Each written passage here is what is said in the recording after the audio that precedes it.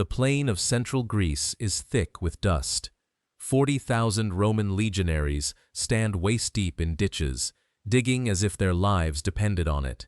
And indeed, they do, their spades gripped tighter than their swords, because ahead, beyond the dusty haze, an army outnumbering them 2, maybe 3 to 1, is unfolding. But the worst thing for these men isn't the horde ahead. The worst thing is behind them. Their homeland has abandoned them. Rome has declared their commander an enemy of the state. Lucius Cornelius Sulla has been condemned to death in absentia, without trial, without the right to defend himself. These 40,000 no longer have a homeland, no supply lines, and no room for error.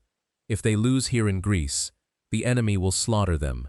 If they win and return home, they will be greeted not by a triumphal arch, but by the scaffold. There is one way out of this trap, and it sounds so simple it seems a mockery. Win here so decisively that Rome will have no choice but to accept them back.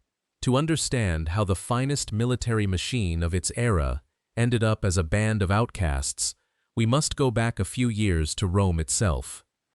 The city was bursting at the seams with the rivalry between 2 men. One, Gaius Marius, was a living legend, the savior of the Republic, who had served 7 times as consul and built a new Roman army almost from scratch. The other, Lucius Cornelius Sulla, was an aristocrat with a cool mind and enormous ambitions, who believed that Marius's merits had long been exhausted. The dispute was over who would lead the legions to war against Mithridates. The prize was not only military, it was glory, money, and control of the army, which would become the personal power of whoever led it. When the Senate gave command to Sulla, Marius secured a reversal of the decision through the popular assembly, and then Sulla did what no Roman had done before. He deployed his legions and stormed his own city. For the first time in the long history of the Republic, Roman swords spilled Roman blood on the streets of Rome. Sulla crushed the resistance, expelled his opponents, and restored order as he understood it. Afterward, he headed east to fight Mithridates, as he had originally planned. But as soon as his ship set sail, a new coup d'état broke out in Rome. Marius's supporters seized power, and they weren't about to stand on ceremony. The Senate declared Lucius Cornelius Sulla a public enemy. His house in Rome was razed to the ground. His property was confiscated. All his laws were repealed in a single act. His wife and children were forced to flee during the night, hiding from people who had been their neighbors just the day before, lest they be murdered right on their doorstep. And what did this mean for the soldiers who were at that moment trudging through the mud on the other side of the sea? For those very men who had crossed over to Greece with Sulla, trusting his command? Under Roman law, their campaign ceased to be a legitimate state war. They had become accomplices to a state criminal. Returning home meant court-martial and execution. Remaining and losing meant death at the hands of the enemy. These men truly had nothing left but a heavy shield, a short sword, and a strip of foreign soil beneath their feet. The Greek writer Plutarch wrote a testimony to this moment in his Life of Sulla. He describes an army that suddenly realized it was fighting not for the Senate or the Roman people, but literally for its own survival and for the man who commanded them. Modern historian Arthur Keaveney, author of Sulla's biography, The Last Republican, notes that this break with the state became a turning point. The legions ceased to be an instrument of the Republic and became one man's personal army, loyal to him personally, not to some abstract Rome. This changed everything. Previously, the Roman soldier knew he had a vast state machine at his back. If a unit perished, the Senate would send 3 new ones. If a sword broke, the forges of Italy would forge 1,000 new ones. Now that confidence was gone. Every slain legionary was an irreparable loss. Every broken blade could not be replaced. The army had become a nomadic island, cut off from the mainland, forced to fend for itself for food, money, and the right to exist. It would seem that such isolation would have broken any army. Riots, attempts to negotiate pardons with the new authorities in Rome, and mass desertions would have erupted. But Sulla's men acted differently. In abject poverty, they offered their personal savings to their commander, if only the campaign would continue. Their fate was inextricably linked to that of their general. Only his victory could restore their home. But before facing the enemy on the open field, Sulla needed to understand precisely who he would be fighting, and this enemy proved more terrifying than any political opponent in Rome. Just a couple of years before Sulla's landing in Greece, an event occurred in the east that chilled even the most cynical senators in Rome. This wasn't a military victory or a defeat in battle. It was the planned slaughter of tens of thousands of people in a single day, on a single order, from a single king. And to understand the fury of 40,000 exiles digging trenches under the scorching Boeotia sun, one must understand who they were truly up against. The king feared by all of Rome was Mithridates VI Eupator. He ruled the kingdom of Pontus, a land on the northern coast of Asia Minor, where today the Black Sea coast of Turkey lies. And this man was no savage barbarian from the outskirts of the world, as Roman orators liked to portray him. He spoke 24 languages without an interpreter. He studied botany and toxicology with a scholar's obsession. Every morning, he ingested microscopic doses of poisons, attempting to develop an immunity in case of poisoning. He grew up in a world of palace conspiracies, where his own mother likely participated in the murder of his father, and this youth made him suspicious, calculating, and ruthless. Mithridates watched as Rome absorbed independent kingdoms one after another over decades. He saw how Roman tax farmers, to whom the state farmed out tax collection in the provinces, squeezed money from the local population at exorbitant interest rates. A free man unable to repay his debt could be enslaved right in his own home, in his own city. Hatred of Rome had been building in Asia Minor for years, and Mithridates understood this perfectly. He decided that the moment to strike had arrived before the Roman legions had gathered their forces in the east. 88th year BC. The king sent a secret order to all the cities of Asia Minor that recognized his authority or sought his protection. The order was simple in wording and monstrous in conception. On a predetermined day, every citizen was to kill every Roman and Italian living in their city. No exceptions. Merchants, tax collectors, war veterans, artisans, women, the elderly, and children. For compliance, they were promised half the property of the slain and full forgiveness of debts to Roman creditors. Harboring even one Roman was punishable by death. When the appointed day arrived, the entire western part of Asia Minor was awash in blood within hours. Neighbors who had greeted each other in the marketplace the day before were breaking down their doors today. People who had sought refuge in temples, sacred places where murder had been considered an unthinkable sacrilege for centuries, were dragged straight to the altars and slaughtered there. Bodies were thrown from walls and drowned in harbors. Slaves killed their masters for freedom.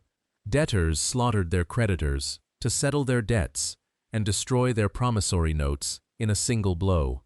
The ancient writer Appian, in his work on the Mithridatic Wars, writes that the death toll ran into the tens of thousands.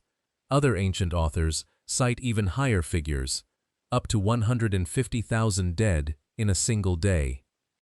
Modern historians treat these numbers with caution, as ancient chroniclers often rounded up and exaggerated for dramatic effect. But even this minimal assessment describes an event that the modern researcher of the Mithridatic Wars, Philip Matichak, in his book on Mithridates the Great, calls the first state-planned mass extermination on ethnic grounds in history. This was a true shock for Rome.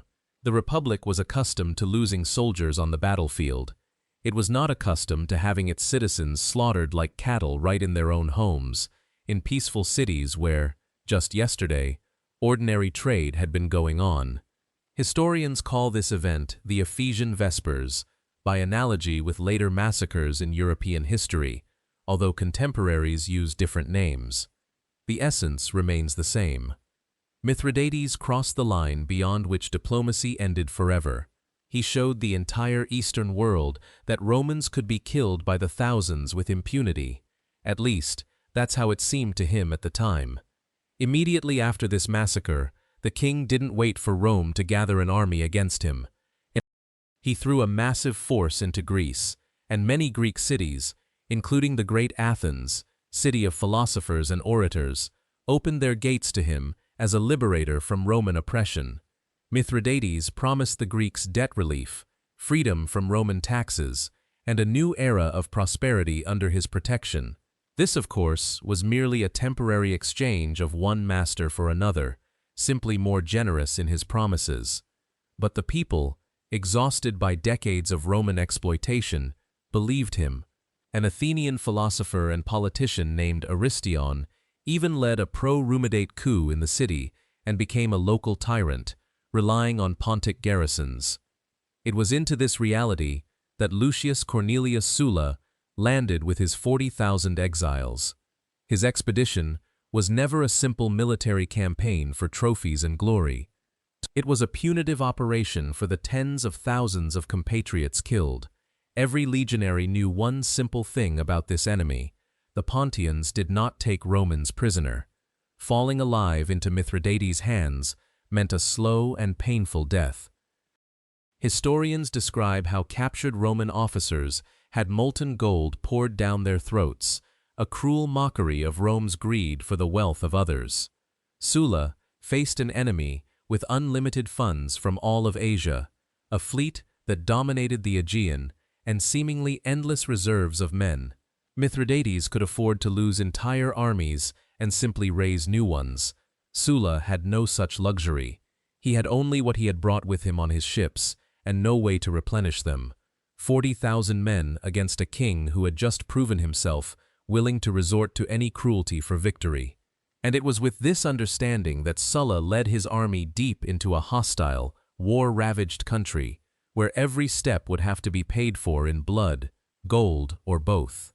Any army is, first and foremost, a huge, hungry organism that must be fed every day, whether in battle or not. Sulla's 40,000 soldiers ate tons of grain daily. Add to this the draft animals, horses, and baggage-train servants, and the needs multiply manifold. A typical Roman army solved this problem simply. The state maintained warehouses, the navy brought in provisions by sea, and good roads ensured regular supplies from the mainland. Sulla had none of these. His navy was non-existent because the Aegean Sea was completely controlled by Mithridates' ships. There were no friendly bases either, because most Greek cities had already opened their gates to the Pontians. Greece at that time was a country exhausted by decades of war, and it was physically incapable of feeding an alien army of 40,000 men, even if it had wanted to, and it didn't. The only way to obtain food was by force. But paying the mercenaries and auxiliary troops, who also formed part of his army, required money, and the exiled commander had no money at all. And then Sulla made a decision that shook the entire ancient world. He turned his gaze to the temples. At Delphi, Olympia, and Epidaurus, colossal treasures had been amassed over the centuries: gold and silver statues, precious offerings from kings across the Mediterranean, and priceless temple furnishings. All this lay untouched for centuries, guarded only by fear of the gods' wrath. For a man already condemned to death by his own country, this fear seemed the least of his worries. Sulla dispatched trusted men to the sanctuaries with strict orders to take everything they could carry. The ancient Greek writer Plutarch, in his Life of Sulla, recounts a telling episode. When the envoy to Delphi attempted to renounce the sacrilege, citing the sound of the sacred lyre ringing uncontrollably in the temple of Apollo, Sulla responded without a shadow of a doubt.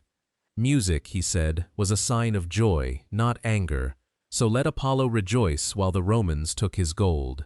The captured metal was immediately melted down and minted into coins to pay the soldiers' wages and buy grain from the few neutral merchants willing to risk dealing with the exiled army. But gold alone did not satisfy hunger. It had to be exchanged for real food, and Athens remained the main source of this food, and, at the same time, the Pontians' main base of support in the region. By then, the city of philosophers had become a fortified enemy stronghold, ruled by a protege of Mithridates named Aristion. Sulla surrounded Athens and the neighboring port of Piraeus with a double ring of siege fortifications, methodically cutting them off from the outside world. The Pontic fleet attempted to break the blockade and bring in provisions by sea, but the Romans held their positions firmly. Then, a real famine began in the city. Not a temporary food shortage, but the merciless hunger of a besieged ancient city, which kills slowly and cruelly. Food prices soared 100-fold in a matter of weeks. People boiled leather shoe straps, chewed old leather, and gathered grass sprouting from between the paving stones. Contemporary sources vaguely mention cases of cannibalism among the most desperate citizens. Beyond the walls of the starving city, the Roman army was engaged in another matter, no less painful for Greek culture. The legionaries needed wood for siege engines, battering rams, and enormous embankments, and they began cutting down the famous Athenian groves. The sacred grove of the Academy, where the philosopher Plato once taught, and the gardens of the Lyceum, where Aristotle taught, were felled to the ground to provide timber for military fortifications. War engineering required sacrifice, and Sulla spared neither stone, nor wood, nor human lives. In the spring of 86 BC, Athens fell. The besieged were so exhausted by hunger that many could no longer stand on the walls or hold arms. The legionaries stormed the city at night. Sulla remembered the Ephesian Vespers and gave orders to spare no one. Historians describe what followed as a true massacre, with blood literally flowing through the streets to the city gates. This was no simple capture of the city for spoils.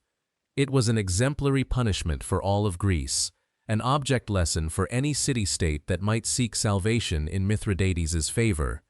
The capture of Athens gave Sulla's army the most essential elements it needed to survive: a secure rear, at least temporarily, abundant booty, and food supplies. But from a grand strategy perspective, this was merely a brief respite before the next test. While Sulla besieged Athens, Mithridates wasted no time.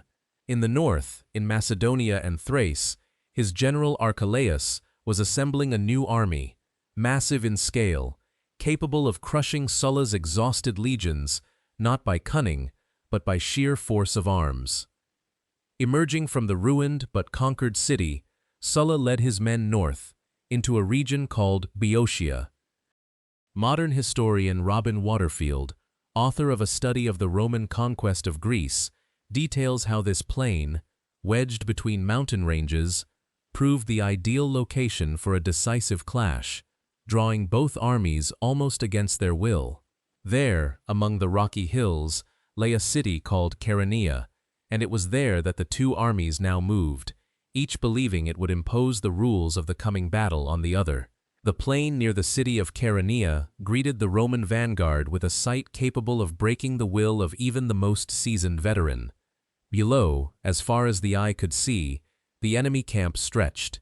Thousands of fires burned in the twilight, and it seemed as if all of Asia had uprooted itself and descended upon this place, into the heart of Greece, to wipe the Roman army from the face of the earth. This was more than just a military force.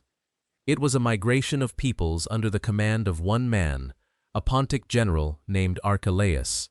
Before making any plans, Sulla needed to understand the true scale of the threat. Ancient sources traditionally exaggerated troop numbers, and historians have long adopted the rule of dividing the ancient chroniclers' figures at least in half. But even with this adjustment, the math seemed a death sentence for the Romans. Sulla commanded approximately 40,000 men. The corps consisted of 5 battle-hardened Roman legions, heavy infantry armed with javelins, and short swords for close combat. The remainder consisted of auxiliary Greek and Macedonian detachments, as well as a very small cavalry force, which on the plains was suitable only for reconnaissance, but certainly not for a real attack. Below, in the valley, stood an army of a completely different nature. The ancient authors Plutarch and Oppian cite an astronomical figure of 120,000 men.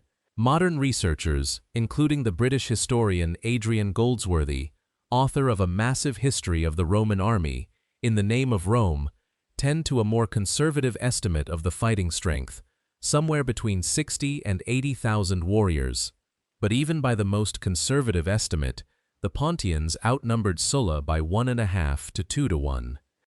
And the problem wasn't just numbers. The problem was the very nature of this army. Archelaus assembled a military machine from across the east. Its core was heavy infantry, trained in the classic Macedonian style, some 15,000 men, arrayed in a phalanx and bristling with 6-meter-long pikes. This formation moved slowly, but on level ground. In a head-on clash, it formed a wall nearly impossible to approach. The flanks of the phalanx were protected by light infantry, slingers, and archers recruited from the mountain tribes of Thrace and Asia Minor, whose task was to harass the enemy with missiles from afar. The Pontic cavalry was a true nightmare for the Romans. By the most conservative estimates, Archelaus had over 10,000 horsemen, including heavily armored cataphracts, clad in armor along with their horses, and light, mobile cavalrymen capable of raining arrows on the enemy and instantly evading counterattacks. Sulla, against this cavalry mass, had about 1,000 of his own horsemen, a 10-fold advantage, and on the flat plain, this meant an almost inevitable outflanking. And at the forefront of all this stood 60 scythed chariots, a weapon designed specifically to break through infantry formations and sow chaos in the first minutes of battle. The mathematics of despair were extremely simple. If Sulla spread his legions out in a single line to match the width of the enemy's front, that line would be so thin that Archelaus's phalanx would pierce it right down the middle with its first assault. If, on the contrary, he compacted the center and formed his men into several ranks for stability, his line would become shorter than the width of the field, and then the enormous Pontic cavalry would simply outflank him, strike him from the rear, and close the encirclement. Ancient military science dictated one thing in this situation. Either you spread out and break through in the center, or you compress and get trapped on the flanks. In both cases, the result is the same: the complete annihilation of the army in a single day. The location Archelaus chose for the battle was no accident. The plain near Chaeronea was wide enough to deploy a huge force of cavalry, yet bordered by mountains on one side and a river on the other, creating ideal conditions for a flanking attack. This field had already seen much bloodshed. 250 years earlier, it was here that King Philip of Macedon, along with his young son Alexander, routed the combined forces of the Greek city-states, a battle that forever buried their political independence. In that battle, the sacred band of Theban warriors fell here to the last man, without taking a single step back.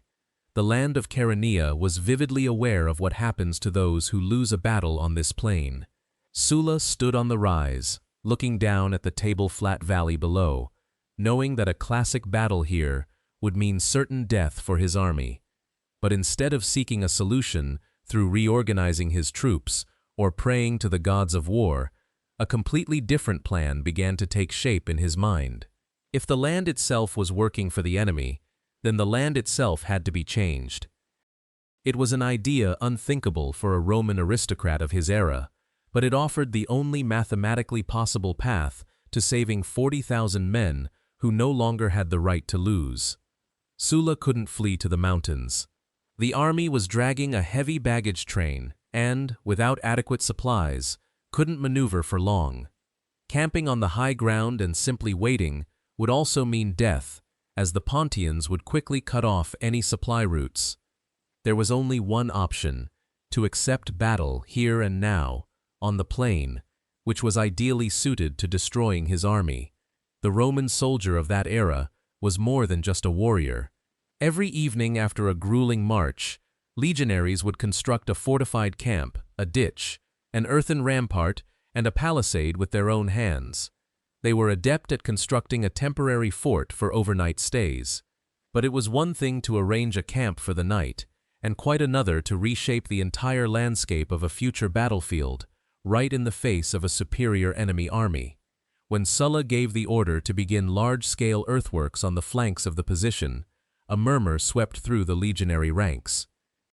The men were exhausted by long marches and the siege of Athens. They wanted to fight, not to shovel the earth. Contemporary sources preserved a telling episode. Sulla personally walked along the ranks, urging on the weary soldiers, and when one of the legionaries began to complain about the hard work, the general responded with icy calm. They would have to dig, he said, either way, either ditches for their own protection or their own graves. This argument proved compelling.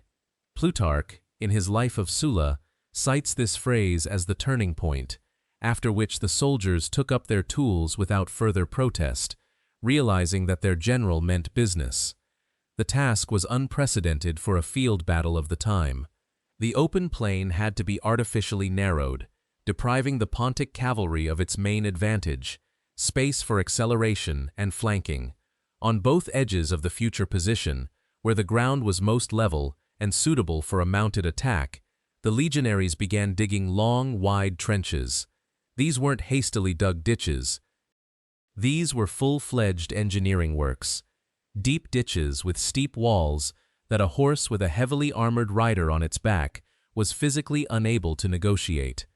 A single ditch wasn't enough. The soldiers dumped the excavated earth onto their side, forming a high earthen rampart. Sharpened stakes were driven into the crest of this rampart, transforming the embankment into a dense wooden palisade. The ends of the trenches curved back toward their positions, forming something akin to projecting bastions that prevented a simple outflanking of the ditch. These fortifications served two purposes. First, they physically blocked Archelaus's cavalry from reaching the rear of the Roman army. Now, to attack Sulla's flanks, the Pontians would have to either dismount and storm the rampart on foot under a hail of javelins, or try to squeeze through the narrow passages between the edge of the ditch and the rocky slopes, where the legionaries had already prepared new traps. Secondly, and no less importantly, the trenches allowed Sulla to conserve his most valuable resource, his own men. He no longer had to stretch his legions into a thin, fragile line just to protect the flanks. The flanks were now protected by the ground itself. This made it possible to consolidate the center, forming the infantry into several echelons capable of withstanding even the most powerful attack of the Pontic phalanx without breaking apart along the front. But there remained one threat, against which the earthworks were of no help.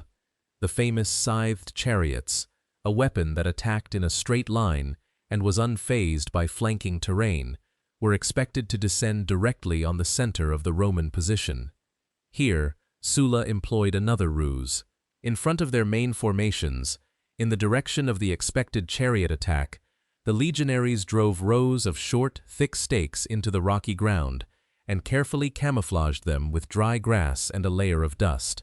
Contemporary British historian Philip Sabin, a specialist in the reconstruction of ancient battles and author of the study Lost Battles, examines such field obstacles in detail as one of the first systematic attempts at anti-personnel obstacles in the ancient world, the purpose of which was not to stop a moving object completely, but to disrupt its speed and rhythm before it collided with the living formation. Over several days of hard, grueling labor, the open plain was transformed into a fortified corridor where the enemy was forced to play by someone else's rules. Archelaus watched these earthworks from his camp and couldn't help but realize they were trying to force him into a disadvantageous trap.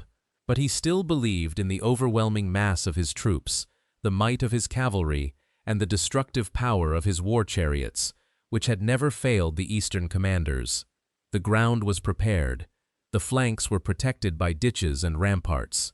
But in the very center of the position, where there were no fortifications, the legionaries would encounter weapons against which no earthworks could work, weapons that instilled in the infantry a primal, almost animalistic fear of battle. When trumpets blared over the Pontic ranks, signaling the attack, 60 scythed chariots surged forward, raising clouds of dust in their wake. Sulla didn't wait for the attack to take place. He made a decision that ruined Archelaus's entire plan in the very first minutes of the battle. A war chariot requires a long run-up to deliver a crushing blow, at least several hundred meters of level ground. Take away this distance, and the formidable machine becomes a clumsy wooden cart.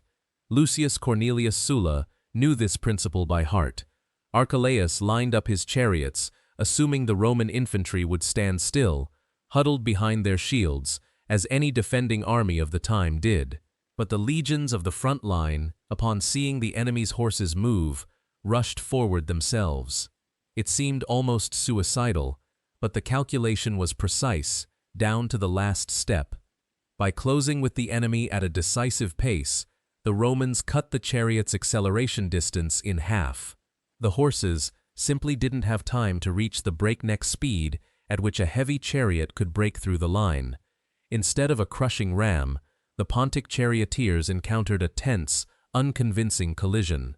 Where the wheels still rolled by inertia, they were met by wooden stakes driven into the ground, hidden by dust and dry grass.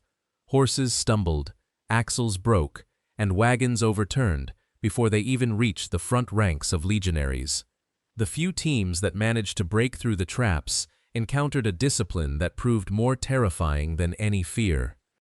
Plutarch writes that Sulla's soldiers greeted the chariots rushing toward them with loud laughter, whistles, and jeers, as if they were watching a circus performance somewhere in the forum rather than preparing to receive a fatal blow. This contrast between the expected animal terror and outright contempt broke the will of the Pontic charioteers even before the collision.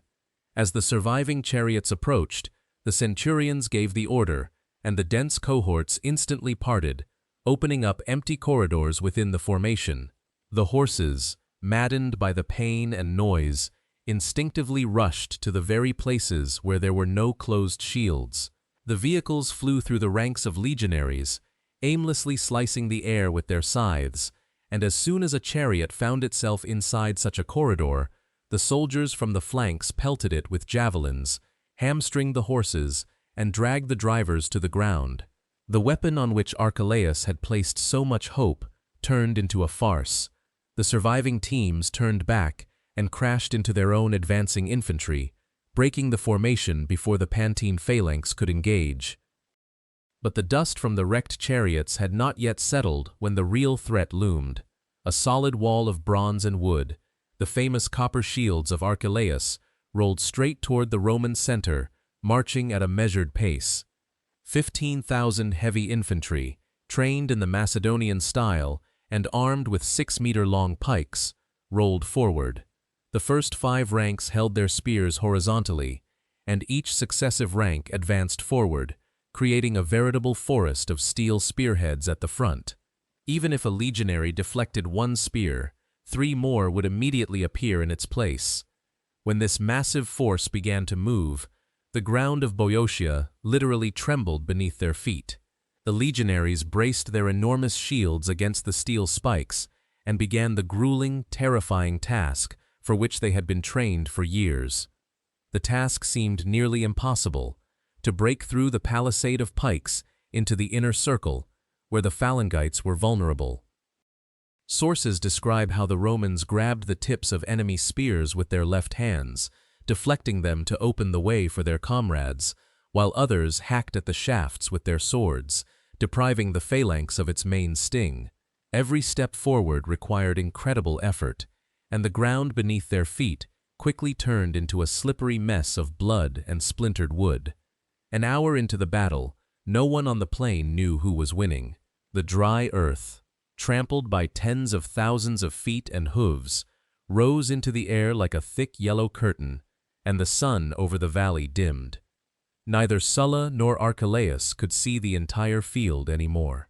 The signal trumpets were drowned out by the general roar, the standards were lost in the haze, and mounted messengers either perished under random blows or wandered blindly, searching for the right commander. The battle disintegrated into hundreds of isolated small skirmishes, and it was in this chaos that disaster began to brew on one flank. Archelaus's mounted scouts had found a weak spot. The Roman left flank had advanced too far, attempting to seize the commanding heights, and a dangerous gap had opened between it and the center.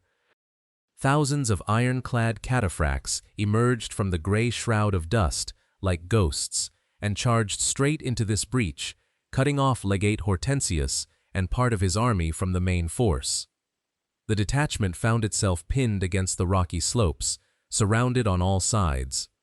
Hortensius had formed a square, bristling with shields in all directions, but under the constant cavalry attacks and a hail of slingshots, this square inexorably shrank, making the gaps in the line increasingly difficult to close. Having received reports of the catastrophe on the left wing, Sulla realized that if Hortensius fell, the Pontic cavalry would pour straight into the rear of his central legions, and the entire campaign would be over in minutes.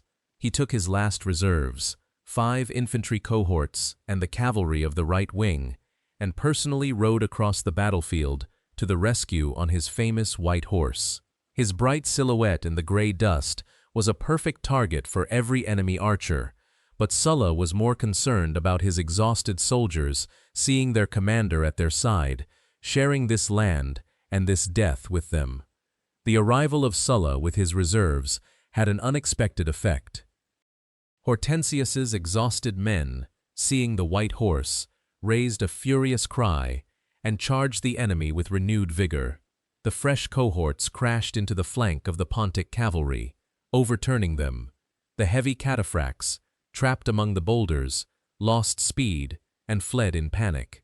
The left flank was saved, but in saving it, Sulla exposed his own right flank, and Archelaus, closely monitoring the enemy's movements, immediately threw his cavalry there. Sulla was forced to turn his horse and race back across the plain. In this frantic shift of reserves from flank to flank, Archelaus made a fatal mistake. Seeking to strengthen his cavalry attacks on the edges, he began to pull infantry from his own center. The dense Pontic phalanx, which had so recently seemed invincible, began to thin and stretch. The copper shields did what should never be allowed to happen in the face of a Roman legion. A gap, several dozen meters wide, appeared in their solid wall. The centurions of the first echelon had been waiting for this moment for several hours, and reacted without any orders from above. The legionary assault wedges rushed straight into the resulting gap, slipping under long pikes toward the unprotected bodies of the phalangites, and short gladii completed what the land of Chaeronea had begun, even before the first sword strike. Archelaus's front collapsed in minutes. The copper shields, considered the elite of Eastern armies for centuries, wavered and began to retreat, and the retreat quickly turned to panic as the legionaries, having broken through the center, began to outflank the remaining Pontic units. Tens of thousands of men abandoned their weapons, heavy armor and shields, seeking only one thing: to save their own lives. They fled to their fortified camp, hoping to find protection behind its high earthen ramparts. But another catastrophe awaited them there. Archelaus, seeing the scale of the rout and fearing that the Romans would charge straight into the camp on the backs of the fleeing soldiers, made a decision that cost the lives of thousands of his own soldiers. He ordered the gates locked from the inside in the face of his own retreating army. The men found themselves trapped between the locked gates and the pursuing Roman swords. What ensued was not a battle, but a methodical slaughter, in which soldiers strangled each other in the crush, tried to climb the walls under a hail of javelins, and perished under the hooves of their own cavalry, which was also seeking safety there. Archelaus later gave the order to open the gates, but it was too late. Most of his army had already fallen on the plain. The battle was over, but for Sulla, a moment of truth of a different kind was approaching. He had to count his losses and announce to the world figures that would be debated by historians for the next 2,000 years. The general's official account of his own losses brings a smile to any modern scholar of ancient warfare. According to Sulla himself, only 14 Roman soldiers died that day. Moreover, he specifically noted in his memoirs that 2 of these 14 returned to camp alive by evening, having simply gotten lost in the dust. The general estimated the losses of Archelaus's army at 110,000 men. According to him, only about 10,000 warriors managed to escape from the vast horde. These figures have migrated from one ancient work to another for centuries, settling into historical texts almost as incontrovertible fact. But if we look at it realistically, in the conditions of a multi-hour hand-to-hand fight, with the left flank cut off and trapped in a pincer movement, and the center bending under the pressure of a deep phalanx, losing 14 men is physically impossible. Even if the Roman armor were absolutely invulnerable and the legionaries themselves tireless, stray arrows, crushing pressure, friendly fire, and heat stroke under the scorching Greek sun alone would have claimed far more lives. Modern historian Adrian Goldsworthy, in his work on the Roman army, directly calls Sulla's figure propaganda rather than factual, and estimates the actual Roman losses at several hundred, perhaps up to 1,500 killed, and about the same number wounded. This is still an outstanding result for a battle against an enemy force almost twice as large, but this is a real human cost of victory, and not a report of a divine miracle. Why did Sulla need this blatant, almost absurd lie in his official report? The answer is simple: propaganda. The general wasn't just fighting the king of Pontus, he was fighting for his own life and power in Rome itself, and every letter he wrote to the Senate was read by people who declared him an enemy of the state. He needed to show his enemies at home that the gods were on his side, that his legions were invincible, and that his military genius knew no bounds. The Romans were deeply superstitious, and the news that the exiled general had routed a horde of 100,000 with the loss of only a handful of soldiers was bound to demoralize his enemies in the capital even before his return. Sulla erected 2 victory monuments on the battlefield. One he dedicated to the gods Mars and Venus, to whom he attributed his military success. The second, most tellingly, to the local deities of Chaeronea, who supposedly aided the Romans at a critical moment in the battle. This was a precise political calculation. The general demonstrated to the Greeks that he respected their gods, unlike the wild hordes from the east, and simultaneously sent a signal home to Rome that he alone was truly supported by a higher power. The Battle of Chaeronea truly destroyed Mithridates' first major land army in Greece, and forced the wavering Greek cities to return to Roman protection. Sulla had proven to his men that his method worked, that land, engineering, and cold calculation could lead to victory where classical tactics were doomed. But Mithridates was still alive, his fleet maintained naval dominance, and a new army was already advancing from the east. The war continued, and Sulla's most dangerous adversary remained not the Pontic king, but his own political enemies in Italy, who were preparing new legions against him. Having survived Chaeronea, these 40,000 soldiers realized one simple and terrifying thing: if they could defeat a superior army while completely cut off from their homeland, without supplies and without hope of reinforcements, then no one and nothing could stop them in Rome itself. It was there, on the rocky fields of Boeotia, that a new type of Roman army was finally born, an army loyal not to the law or the Senate, but to its commander personally, who fed it, led it from victory to victory, and would one day lead it back home. In his classic work on the collapse of the Roman Republic, the British historian Ronald Syme identifies this shift in the legion's loyalty from the state to the individual as one of the main mechanisms that destroyed the very system of republican government from within. Sulla would win another major battle at Orchomenus, finally drive the Pontic forces out of Greece, conclude a favorable peace, and return his legions to their homeland, where he had been officially declared an enemy of the state. Those same soldiers who had once dug trenches in Boeotia without pay would now follow him to storm Rome a second time, and for them, the eternal city would no longer be a sacred symbol of the Republic, but merely another frontier on the road to promised land and rewards for their service. The victory at Chaeronea did more than save 40,000 exiles. It sealed the doom of the old Roman Republic and paved the way for another commander to march half a century later with different legions, unconditionally loyal to him personally.